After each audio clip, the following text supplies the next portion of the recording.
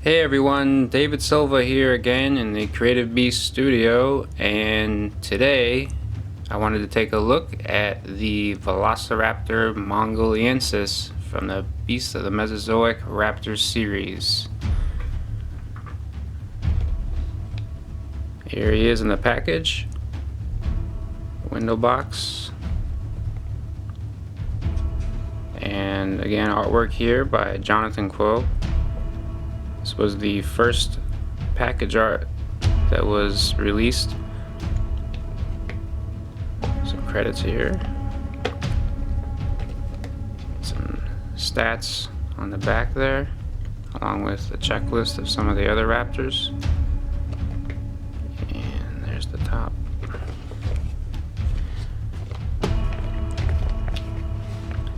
And one thing you don't want to miss is that you can slide this sleeve off. They all have these sleeves that are specific to the Raptor. That comes off. You can see more of the contents, but the key thing is on the back are some features and instructions. As you can see, you'll want to pull the tail through the back as opposed to pulling it through the front of the blister. Right here is how you interchange the toes. There's toe storage on the underside of the base for the extra toes.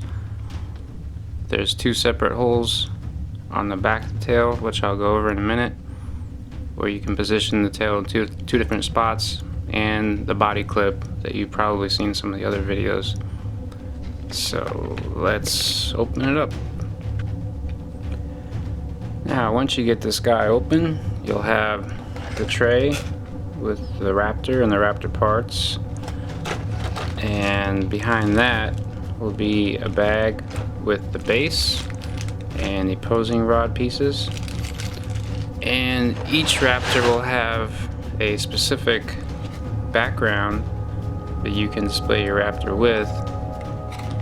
What I would like to do with mine is fold it out a little bit so you see more of the top part there, and that way you can set that up as a backdrop for your display. Now, opening the Raptor up, just pop them out of there, and like on the back of the instructions, push it out like this through the back of the tray. Don't pull it through the front because it'll be prone to scratching the paint. And then you can just plug that right in there. And of course, we have the running toes. Set this aside.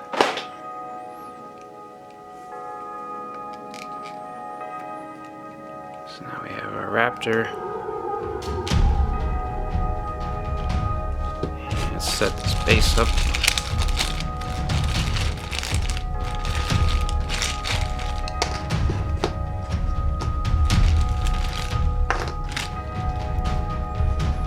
So we have the standard posing rod, the body clip, and the resting body clip. So for now, let's just use the standard resting body clip. Pop it in here.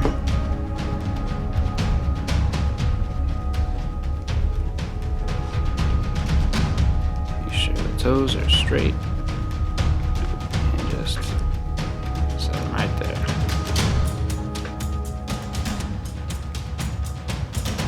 Now, for these extra toes, these toes are sculpted to be in a planted position, so they're splayed out. But when the foot is raised, the toes will go behind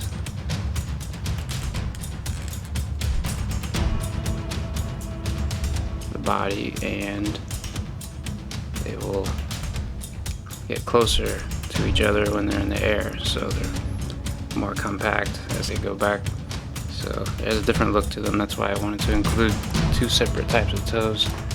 Now, so you don't lose the toes, there's a spot right in there. It's hard to see because the pegs are translucent, but you just pop the toes right back here.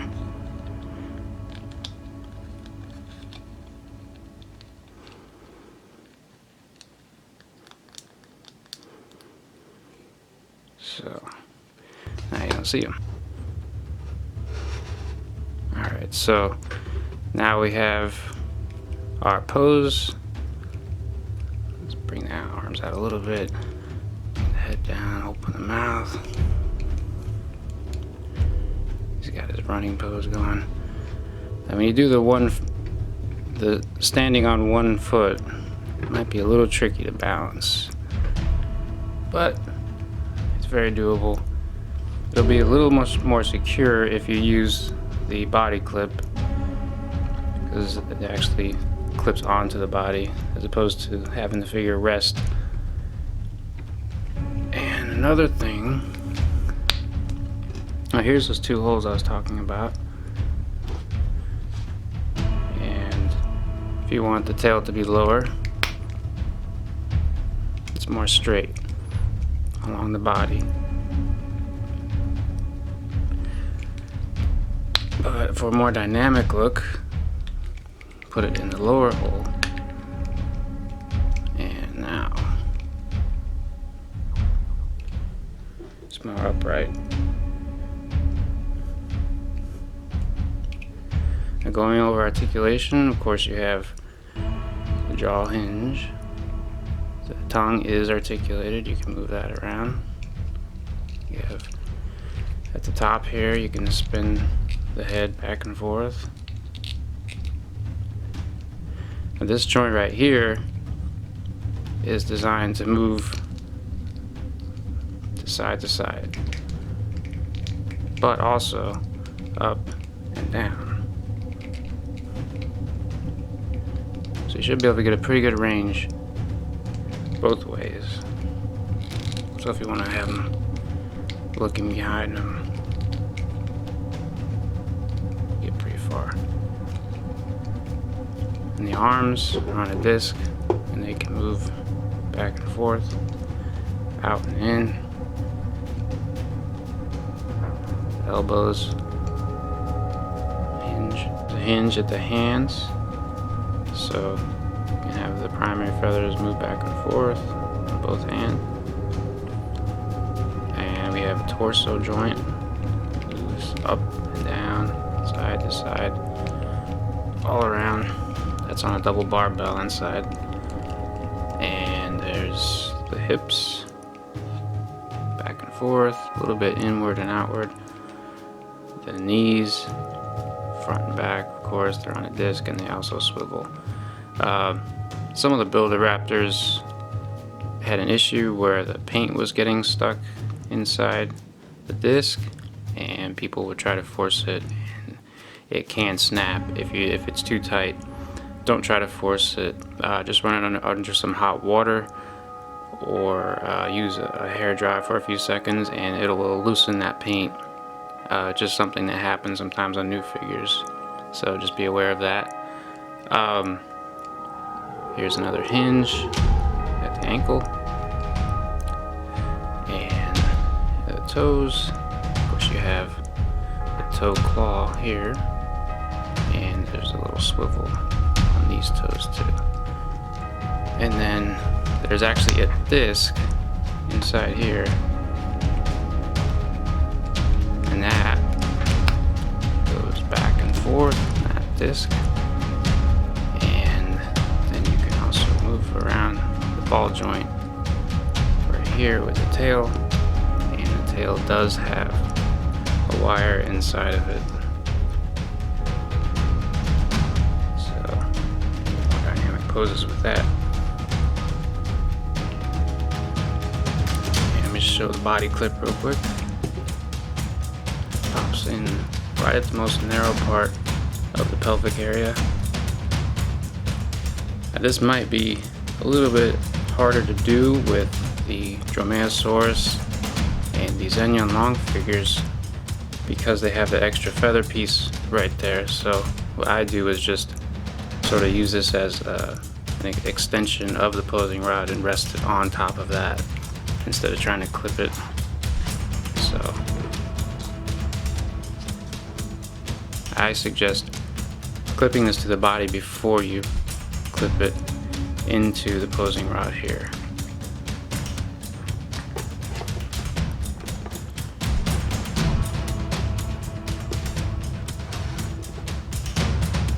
And now you can really have him right up in the air. He's not even touching the base now.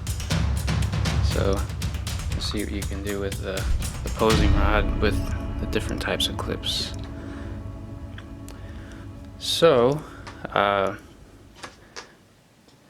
I also have here the desert accessory pack base. So I wanted to show how you can put this right next to it. Let me see.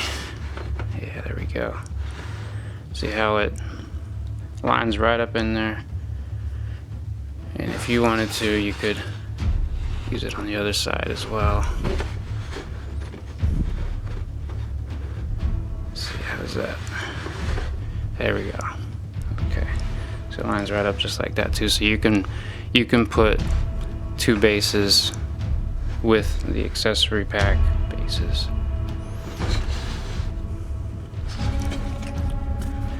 So there's that, and see comparisons with some of the other figures. This is a 1/6 scale figure, of course, so I'll bring in Tony Stark here, show a little bit, get an idea of actual scale with a human.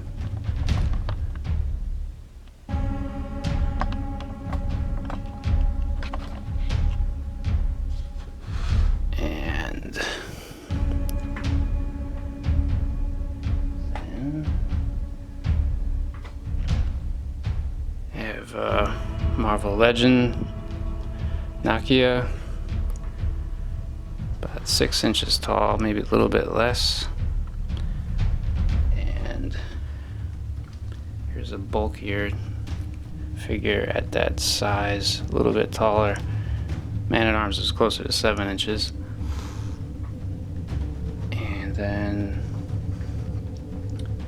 going a little bit smaller, here's Figure Arts Cami, about 5 inches, and then here is a 3 3/4 inch Deadpool figure.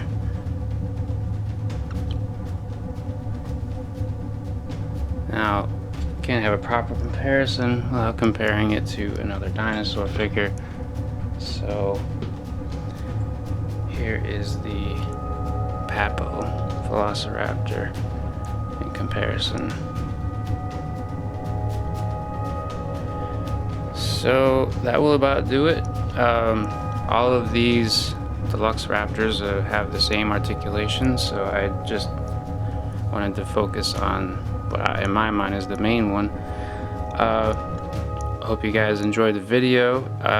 The Wave 1 Raptors will be shipping soon, as many of you know, and I just wanted to get this video out to you guys so you can know what to expect. Thank you all so much for your patience and support as always, and keep an eye on my social for further updates. Thanks a lot. Bye.